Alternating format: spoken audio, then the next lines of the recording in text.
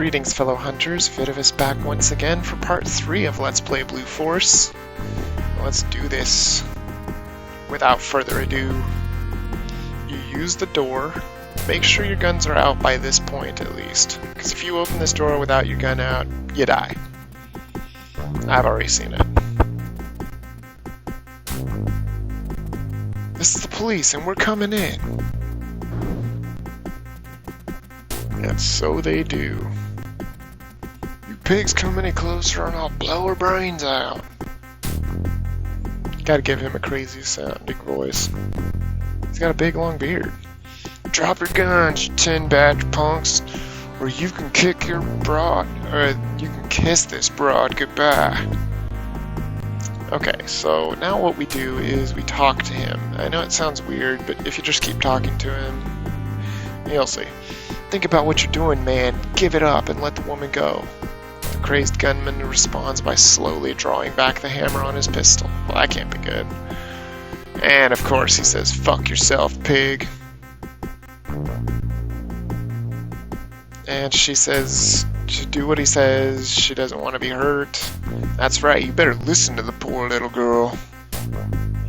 Now you boys put your guns down nice and easy. Let me walk out and Miss Priss and little Miss Priss lives, not lives. So talk to him again. You're only digging yourself a deeper hole, man. Let the woman go. Over my dead body. Oh please, don't let him shoot me. Basically. Time's running out, little boy blue. Her blood's gonna be on your hands. And she lets you know that he means what he says. I'm not gonna stand by and watch her die, Jake. I'm dropping my gun. You'd better show the same common sense as your partner, fool. And don't do that. If you drop your gun, you die. You harm anyone here and you're one dead punk. They'll need a bucket and shovel to pick up all that'll be left of you, scumbag. Just then, something clicks in the would-be killer's mind. He must have gotten a visual of the bucket and shovel, because he suddenly gives up without a fight. And that's it. Highly non-confrontational, wouldn't you say? But anyway, now we'll go ahead and talk to him. You pigs may take me in, but you'll never hold me. And that's what he thinks. Oops. We're gonna go ahead and cuff him. Cuffing him is the first thing you must do. Keep your hands in the air and turn around slowly. Place your hands behind your neck and don't move. And now he's getting arrested. Your backup covers you as you secure the suspect. Okay, now there's a couple things you can do. I usually check them. If you use the use command on the person, you can check them for any other weapons they may have. You carry a 357 and a knife in your boot. You worry too much, Green. So now we got that. We'll go ahead and pick up the gun on the bed. We'll go ahead and read him his Miranda rights. You don't have to do this, but since it does the whole little bling at the end, oh, I guess it didn't. I thought it did. Maybe I was too late. I don't know. Anyway, now we're going to talk to the partner. I'll drop Mr. Personality here at the slammer for you. You may not care about your own life, Doug, but don't ever give your gun up when you're backing me up. You're right, Jake. I really blew that one. Sorry. And he did. Let me tell you something, you slimy little rent-a-cop. If I didn't have these handcuffs on, I'd make hamburger meat out of you. Yeah, big threats coming from somebody who's locked up now. Alright, so now those two are gone. And now we get to talk to the boy's mother. Could I have your name, please, ma'am? Laura Dixon. Asking if her son's alright. Makes sense. He didn't look too bad. The paramedics are taking a look at him now. Can you tell me what happened here? Brad got drunk, started yelling at the son because of his baseball cards were all over the floor. That's a stupid reason to yell at somebody. And just because Skip wasn't picking him up fast enough, he decided to grab him and started beating him. That is bullshit. And when she tried to stop him, he turned on her. She started screaming. He threw her against the table, grabbed her again, took out the gun, pulled her in the bedroom, and we know the rest. I'm very sorry you and your son had to go through this, Miss Dixon. She's indebted to us. Son says could be dead right now if it wasn't for him. Just doesn't know how to thank him. You still seem to be a bit shaken up. The paramedics are here. Why don't you go out and let them have a look at you? Sounds like a good idea. Basically, there's nothing else to do here, so we're going to go ahead and leave. There are a couple more things that we must do before we are done here. With Laura safely in the hands of the paramedics, you can continue your watch, which is good. We definitely need to do that. We're going to go ahead and leave.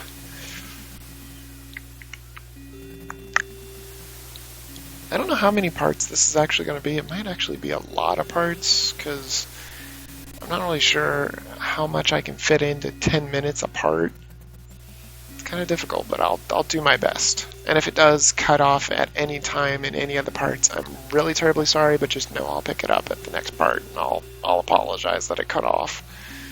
It's just sometimes Bandicam doesn't live update well with the time. And I don't know. Anyway, one thing that we must do now is we have to check his ID, because we already got his ID. It's right... Oh, there it was. Right there. That's his ID. So we're going to go ahead and check his ID, which will be, to get some background information, is 1027. And it's going to say suspect is Bradford Green. And they're looking him up now. No warrants or arrests, or no wants or warrants, so that's okay. He's clean. Now we're going to go ahead and confirm the suspect is in custody. Yep, good. And one more thing you have to do, and that is 1098. Situation clear. This means I am done and I am ready to go back on patrol. So we're going to hit the ignition. And we're going to go see another buddy. You guys may recognize this. We're going back to the jail again. Only we are going to a different room that we did not go to last time.